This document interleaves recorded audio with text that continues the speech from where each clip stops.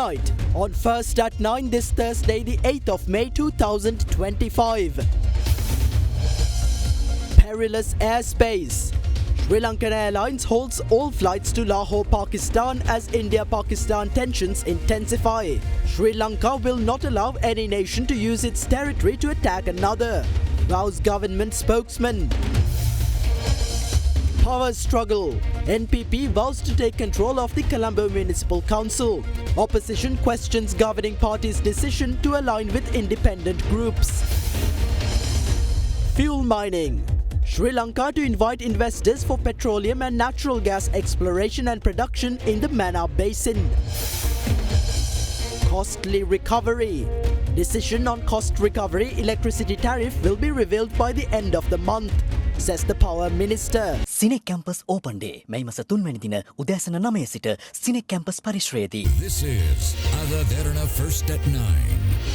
Live from Studio 24 in Colombo.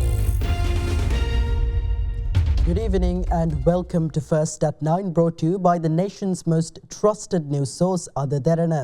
I'm Tharindu Mahendra, joining you live with the latest in Sri Lanka and from around the world. In our top story this evening, the Election Commission announced that it will notify all political parties and independent groups that have secured a majority in local government bodies to nominate chairpersons for those institutions. Commissioner General of Elections Saman Sriratnayaka said notifications will be sent to secretaries of political parties and independent groups that have got elected more than half of the total number of councillors at local authorities. According to the official results of the 2025 local government elections, the National People's Power secured victories in 265 out of 339 local government institutions. Lanka Tamil Arasu Katchi won 35 institutions, while the Sambagi Janabalavege secured control of 14. Power in the remaining local government institutions was shared among several political parties and independent groups, including the Sri Lanka Muslim Congress and the All Ceylon Tamil Congress. However, the National People's Power and other parties have failed to achieve an outright majority in many of the institutions they have won. In this context, the Election Commission announced today that it will inform the relevant parties and independent groups that have secured majorities in local government bodies to nominate chairpersons for those institutions. We will be informing political parties and independent groups that have secured more than 50% of the total councillors in local government institutions in writing to submit nominations for the positions of mayor, deputy mayor, chairman and deputy chairman. In local government bodies where no party or independent group has secured at least 50% of the total councillors, the appointment of the mayor, deputy mayor, chairman and deputy chairman will be carried out by the commissioners of the respective local government bodies. Meanwhile, the Election Commission has announced that the members elected to local government institutions at the ward level will be officially gazetted in the coming days. The Commission also stated that political parties and independent groups will soon be informed about the female representatives who should be appointed to local government bodies. After reviewing the female representatives elected at ward level, the Commission will provide further details regarding the additional female representatives to be appointed. Against the backdrop of tit-for-tat retaliatory strikes between nuclear-armed neighbours India and Pakistan, which have so far claimed nearly 50 lives, Sri Lankan Airlines announced today the suspension of all flights from Sri Lanka to Lahore, Pakistan until further notice. The decision follows Pakistan's closure of its major airports in Lahore and Islamabad for all commercial flights. Meanwhile, several airports in northern India have also been closed amid the escalating tensions. India launched Operation Sindoor yesterday, striking 9 sites in Pakistan and Pakistan-administered Kashmir with missiles as a response to the Pahalgam attack in Indian-administered Jammu and Kashmir, which took place on April 22nd. Pakistani sources said the death toll from the attack has increased up to 31 and the number of wounded to 57. However, India's Defence Minister Rajnath Singh stated that over 100 terrorists were killed in Operation Sindoor, adding that India stands ready to respond to any escalation by Pakistan. Meanwhile, just hours after the missile barrage, cross-border Pakistani shelling killed at least 16 people and left 59 injured on the Indian side of the de facto border that divides Kashmir. Pakistan's Information Minister Ataullah Tarar claimed today that Pakistani forces had killed 40 to 50 Indian soldiers and destroyed an entire brigade headquarters at the line of control that divides Pakistani and Indian Kashmir, calling it a major success in conventional warfare. As tensions rise between the nuclear-armed neighbours, Pakistani Premier Muhammad Shahbaz Sharif addressed the nation yesterday, vowing that India would bear the repercussions of its actions. India is a cowardly enemy that believes it is powerful by targeting innocent people. But last night we showed that by the grace and mercy of God Almighty, Pakistan knows how to deliver a fitting response in its defence. Pakistan also said it had downed 25 Indian drones across the country and said drone attacks had left 1 civilian dead and 4 soldiers injured. Amid escalating hostilities between the two rival nations, foreign media reported that 3 loud explosions were heard in quick succession in Lahore, Pakistan today. Meanwhile, Pakistan's Airports Authority announced that its major airports in Lahore and Islamabad will be closed for all commercial flights. India has also closed at least 21 airports across the north. In view of this situation, Sri Lankan Airlines announced that all flights from Sri Lanka to Lahore, Pakistan have been suspended until further notice.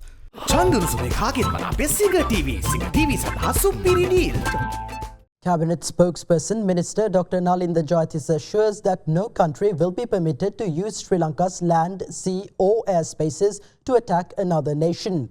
When questioned during the cabinet briefing whether the Sri Lankan president's pledge to help India combat terrorism will put Sri Lanka at odds with Pakistan, as India is attacking Pakistan, accusing it of involvement in the recent terror attack in Pahalgam, Minister Dr. Jayatissa said Sri Lanka is committed to both combating terrorism and upholding regional peace. මේ වෙද්දී ඉන්දියාව සහ පාකිස්තානය අතර යුදමය තත්ත්වයක් වර්ධනය වෙමින් තියෙනවා. ශ්‍රී ලංකා රාජ්‍ය ඉදිරියේදී අපේ ආරක්ෂාව සඳහා ගන්න ඕනි විශේෂ පියවර පිළිබඳ සාකච්ඡා කරලා තියෙනවා. මේක වර්ධනය වුණොත් විය හැකි තත්ත්වයන් පිළිබඳ මොකද්ද රාජ්‍යයේ තියෙන සැලසුම? විදේශ අමාත්‍යාංශය මේ සම්බන්ධයෙන් The Foreign Ministry is constantly updating government regarding the situation. Our stance from the start was not to intervene in geopolitical conflicts in the Indian Ocean. Thereby, we will follow a non-aligned policy while protecting our sovereignty. Under no circumstance will we approve or enable terrorism. We are ready to provide any support for actions taken to prevent terrorism. What is important to us are regional and public security and regional peace. We will work to ensure them. The Foreign Ministry will inform of government stance on this matter from time to time based on developments regarding the situation.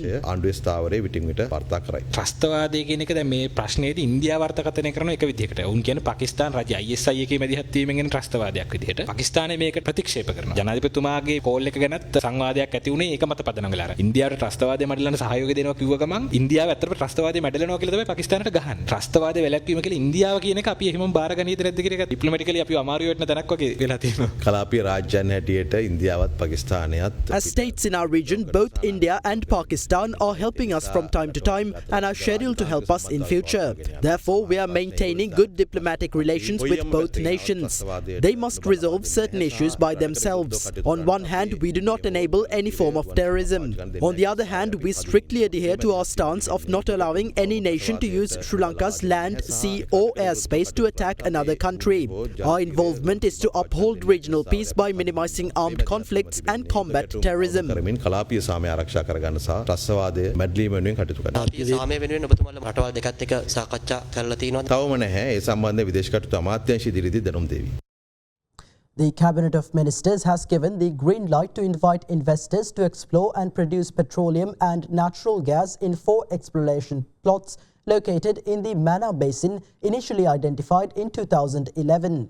Meanwhile, in another key decision, the Cabinet also approved the appointment of a specialist technical committee to provide recommendations on introducing a new law aimed at establishing a public prosecutor's office. With that, here's more on key decisions made during this week's Cabinet meeting.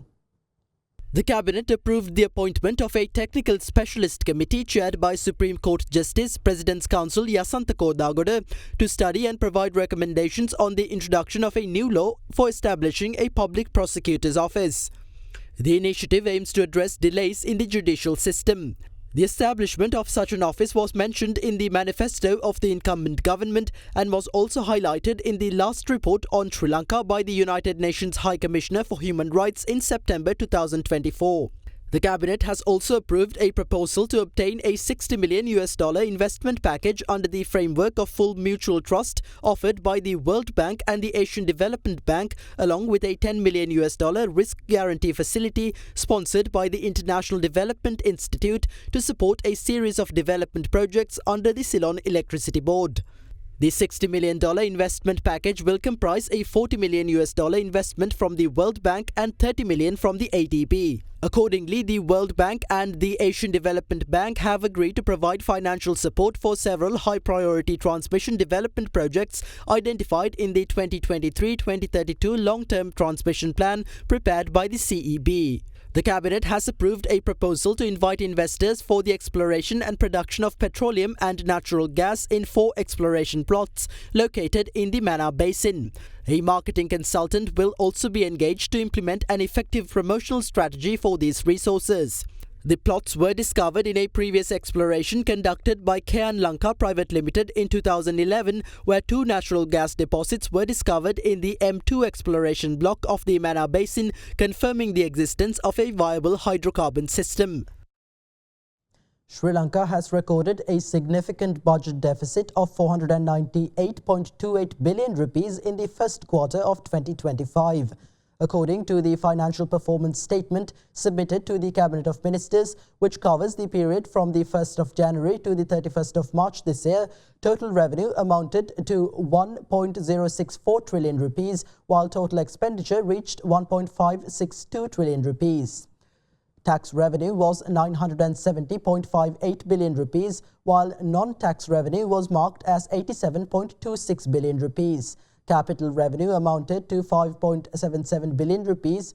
Grants were recorded at 1.05 billion rupees. Additionally, recurring expenditure was recorded at 1.226 trillion rupees, while capital expenditure, including government loan repayments, was recorded at 336.39 billion rupees.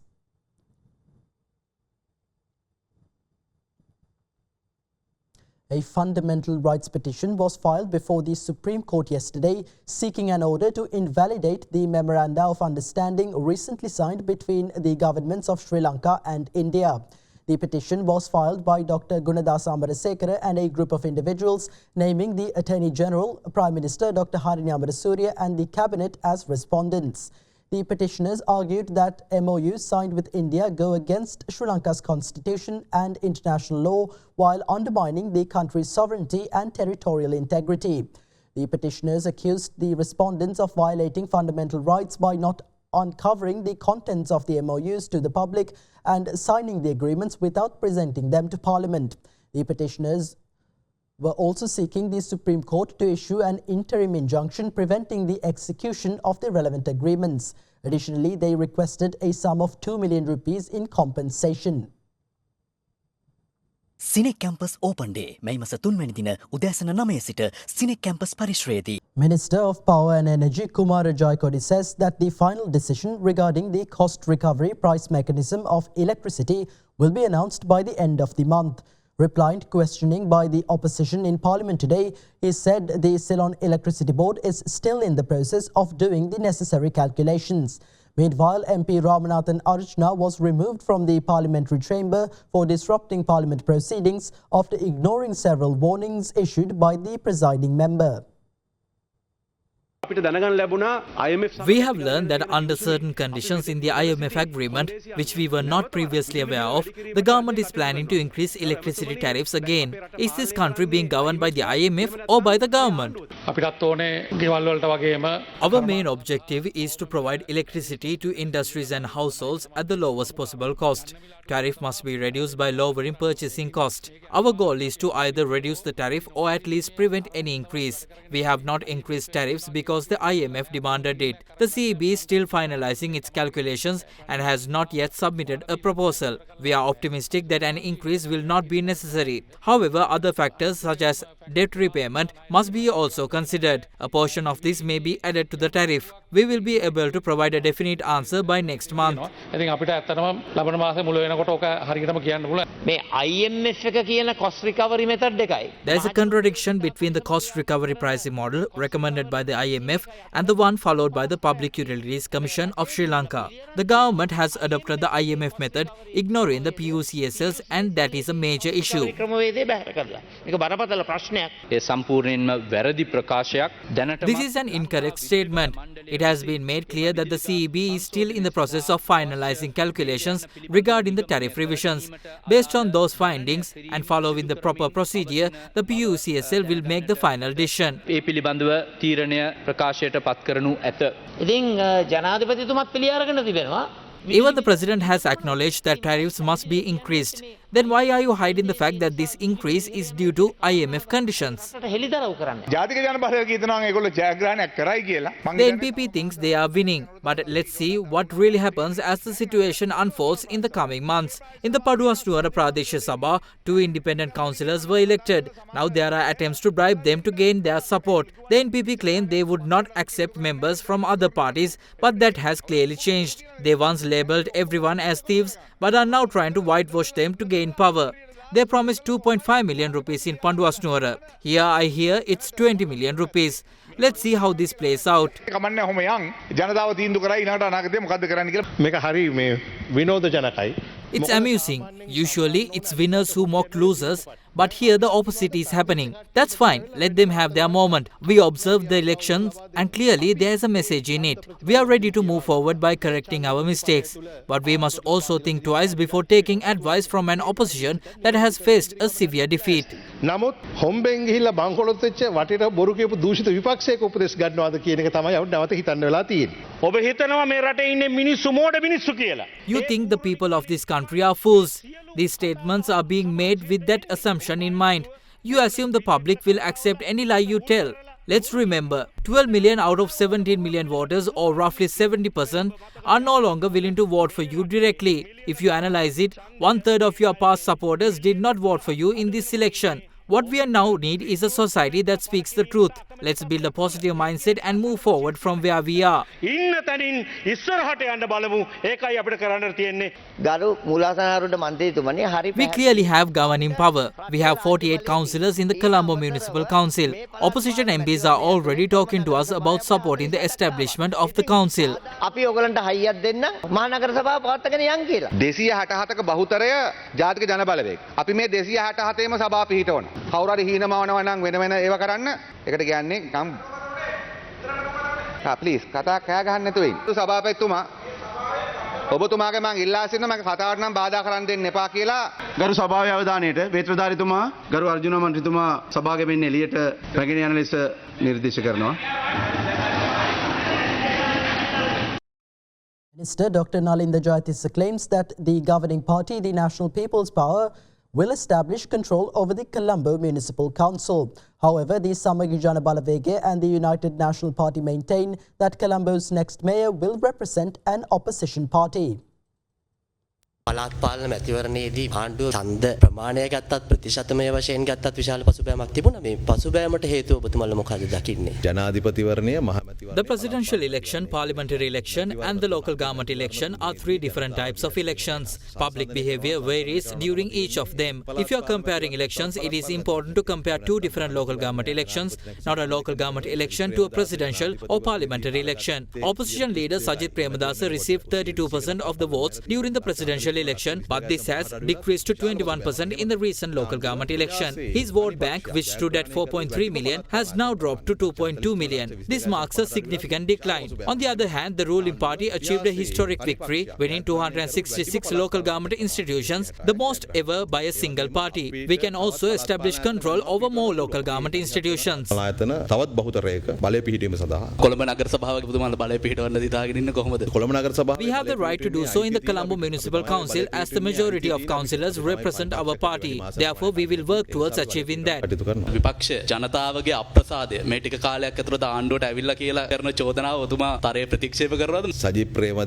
Sajid Premadasa claims that his party has won 14 local government bodies. But can his party establish sole power in any of them? No. මේ මාලිමාවේ දැවැන්ත පසුබෑමට There are 5 clear reasons for the deterioration of the national people's power. The first reason is the lies that have damaged the citizens' pride. Second are the concerns over security due to the rising influence of the underworld. Third is the suspicion surrounding the pact signed with India. The fourth reason is the politicization of the sacred truth relic. The final and the most significant reason and the bitter truth that the national people's power must understand is that votes gained through hatred are short-lived, whereas voters gained through love tend to stay longer. ඡන්දදායකයා කෙටි කාලීන ජනාධිපතිතුමා අගමැතිතුමිය ඇතුළු අනායක The leaders, including the president and the prime minister, sent a message to the public stating that everyone is corrupt and are thieves except them. They also told the public not to bring them back to power. However, they have invited independent candidates to work in local government bodies where they have not been able to establish power or where they did not achieve a majority. Samaki Jana Balawege is currently holding discussions with candidates who contested for the Colombo Municipal Council and has so far been successful. We believe that Samaki Jana Balawege can appoint a mayor for the Colombo Municipal Council. අපිට විශ්වාසයක් තිබෙනවා. කොළඹ මහනගර සභාවේ බලය පිහිටුවීම පිළිබඳව අපේ Our party is currently holding discussions with other parties regarding the establishment of power in Colombo Municipal Council. Prior to the election, we wanted to form a coalition and join forces. We informed Samaki Jana Balawege that we would like Iran Vikramaratne to be the mayoral candidate and ask for their support. However, we were unable to reach an agreement at that time, but we will continue working towards making it successful this time. මෙතනදී සාර්ථක කරගෙන කටයුතු කරනවා. As Sri Lanka continues its paths towards economic recovery and seeks to build a more resilient and inclusive future, the World Bank yesterday announced a $1 billion initiative to support job creation and unlock private sector growth in the country, focusing on the energy, agriculture, tourism and regional development sectors. The announcement of the initiative followed President Anura Dissanayaka's meeting with the President of the World Bank Group, Ajay Banga, yesterday. The president of the World Bank Group, Ajay Banga, arrived in Sri Lanka yesterday following an invitation from President Anura Dissanayaka, marking the first time in nearly 2 decades that a World Bank Group president has visited Sri Lanka. Subsequently, Banga was received by President Dissanayaka yesterday at the Presidential Secretariat. Discussions centered on strengthening collaboration to support Sri Lanka's future development agenda while identifying digitalization, tourism, agriculture and infrastructure development as priority areas. The President's media division stated that the Sri Lankan government's efforts to establish a robust legal framework conducive to attracting new investments and recent policy initiatives were also discussed. The World Bank Group previously announced that supporting job creation, boosting private investment, overcoming current challenges and seizing new opportunities will be key focuses of the visit. In addition to President Dissanayaka, the World Bank Group's president also met with Prime Minister Dr. Harini Amarasuriya and Foreign Minister Vijitha Herath. The World Bank estimates that nearly 1 million young people will enter Sri Lanka's workforce over the next decade, yet only about 300,000 jobs are projected to be created over the same period. Against this backdrop, the World Bank Group yesterday announced a major initiative that directly targets this gap, mobilizing public and private investment to create more and better jobs, backed by more than $1 billion in financing over 3 years. Accordingly, $185 million will be allocated to the energy sector, supporting new solar and wind generation equivalent to 1 gigawatt of capacity, and the project is expected to mobilize over $800 million in private investment and includes $40 million in guarantees. $100 million were also allocated to the agriculture sector, helping farmers and agribusinesses adopt new technologies, access markets and attract private capital, and are expected to benefit more than 380,000 people. $200 million were reserved for the tourism sector, aimed at expanding the sector by protecting natural and cultural assets, creating jobs and ensuring benefits flow to local communities. $200 million were allocated to regional development, which includes investing in infrastructure, local industries and job creation in historically underserved areas, including the northern and eastern provinces. The World Bank Group currently supports Sri Lanka through a portfolio of projects worth $2.2 billion, including both public and private sector investments.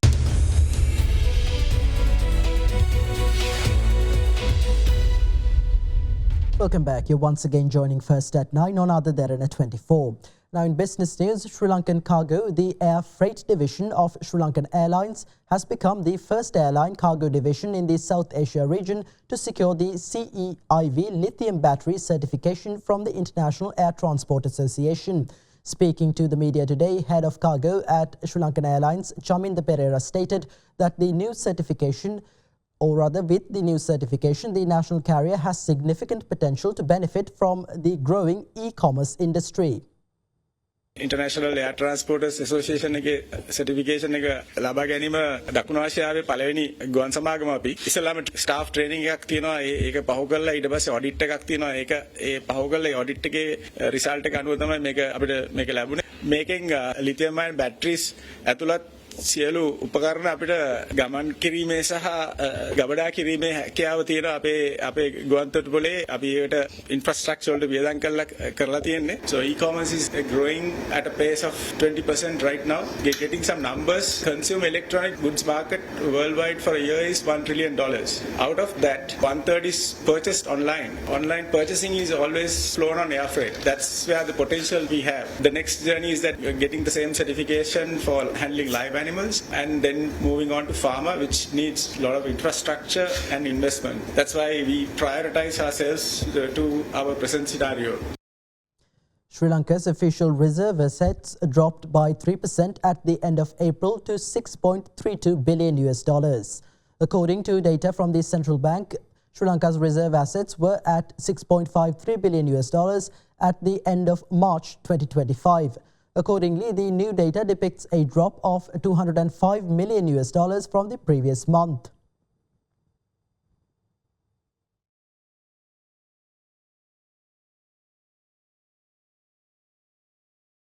In your stock update today, the Colombo Stock Exchange closed in positive territory as a result of price gains in counters such as insurance, food and staples retailing, and food, beverage and tobacco. The benchmark all share price index closed 0.53% higher at 15,925.92, while the more liquid S&P SL20 gained 0.45% to close at 4,655.15. Market turnover was 1.67 billion rupees, with the highest contribution from Selinco Holdings, Cargills and Melster Corp.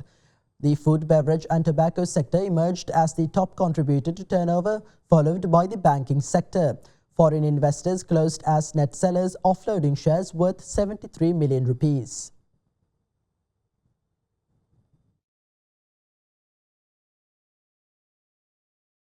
And up next, we have Minal Wickremege from Capital Alliance with some thoughts on the current status of the economy in our next segment, Economic Outlook. The domestic money market, the weekly average weighted prime lending rate of the $PR declined by 3 basis points to 8.36%. Similarly, the average weighted call money rate edged down to 7.97% from 7.99% in the previous week. Reserve money contracted over the week, reflecting declines in both currency in circulation and deposits held by commercial banks with the central bank. Nevertheless, total outstanding market liquidity saw a sharp rise, reaching a surplus of 163.28 billion rupees by 2nd May, compared to 120.76 billion rupees at the end of the previous week. As of 2nd May, the Sri Lankan rupee had depreciated by 2.3% against the US dollar on a year-to-date basis. And with that, here's a look at today's exchange rates.